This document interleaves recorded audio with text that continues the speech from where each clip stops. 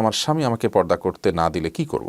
আপনার স্বামী যদি আপনাকে পর্দা করতে না দেয় তাহলে সেক্ষেত্রে ওই স্বামীর নির্দেশ আপনি মানবেন না, বরং আল্লাহ রাব্বুল আলামিন এর নির্দেশকে আপনাকে অগ্রাধিকার দিতে হবে। কারণ ইন্নামাত তাআতু ফিল মারুফ, মানুষের কথা শুনবেন সেটা ততক্ষণ পর্যন্ত যতক্ষণ পর্যন্ত সেটা আল্লাহর নির্দেশের গণ্ডির মধ্যে থেকে আপনি পালন করতে পারেন।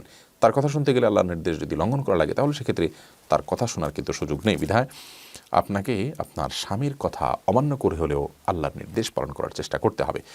এবং সেক্ষেত্রে যদি আপনি জুলুমের শিকার হন এবং জুলুম থেকে বাঁচার জন্য আপনি যদি পর্দাহীন থাকেন তাহলে সেটা আপনার জন্য সাময়িক পরিস্থিতিতে নিরুপায় হিসেবে জায়েজ হতে পারে।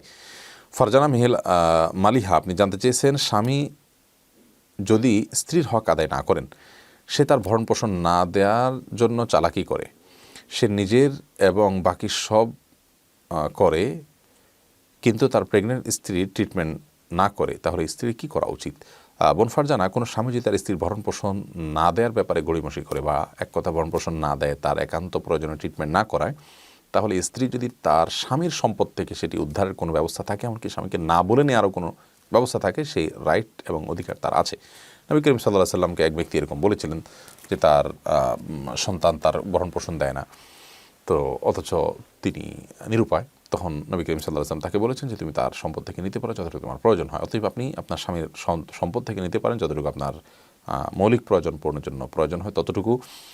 আর যদি সেখান থেকে নেওয়ার কোনো সুযোগ না থাকে তাহলে সেক্ষেত্রে আপনি স্বামী যদি এরকম নিয়মিত করতে থাকে তাহলে আপনি বিচ্ছেদের চিন্তাও করতে পারেন। তবে তার আগে আপনি সবর করেন, ধৈর্য ধারণ করেন এবং বিকল্প কোনো পথ আপনি অনুসন্ধান করার চেষ্টা করেন, তাহলে সেটাও আপনার করার সুযোগ আছে।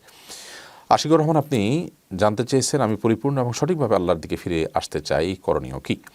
ভাই আশিকুর রহমান, আল্লাহর দিকে পরিপূর্ণ এবং সঠিকভাবে ফিরে আসার জন্য প্রথমত আল্লাহর সমস্ত আদেশ, সমস্ত নিষেধগুলোকে অক্ষর অক্ষরে মেনে চলার জন্য চেষ্টা করা, মৌলিকভাবে 5 ওয়াক্ত সালাত আদায় করা, রমজানের সিয়াম রাখা, সম্পদের জাকাত আসলে জাকাত দেওয়া, আল্লাহ তাআলা তৌফিক দিলে হজ করা, সেই সাথে অন্যান্য যে ভালো কাজগুলো আছে সে ভালো কাজগুলো গুরুত্বের সাথে নিয়মিত আদায় করার চেষ্টা করা এবং সৎসঙ্গ অবলম্বন করা, কোরআন এবং হাদিসের ইলম অর্জন করার চেষ্টা করা এবং পাপের কাজ পরিহার করার জন্য সবচেয়ে বেশি চেষ্টা করতে থাকা। কারণ নবী করিম সাল্লাল্লাহু আলাইহি ওয়াসাল্লাম বলেছেন, ইত্তাকিল মাহারিমা তাকুন আবেদান নাস, তুমি হারাম কাজ থেকে বেঁচে থাকো, তুমি সবচেয়ে বড় আবেদ হতে পারবে। আল্লাহর নিকটবর্তী হতে হলে, আল্লাহর দিকে ফিরে আসতে হলে আমাদেরকে অন্যায় এবং হারাম এবং তাগুতকে বর্জন করতে হবে।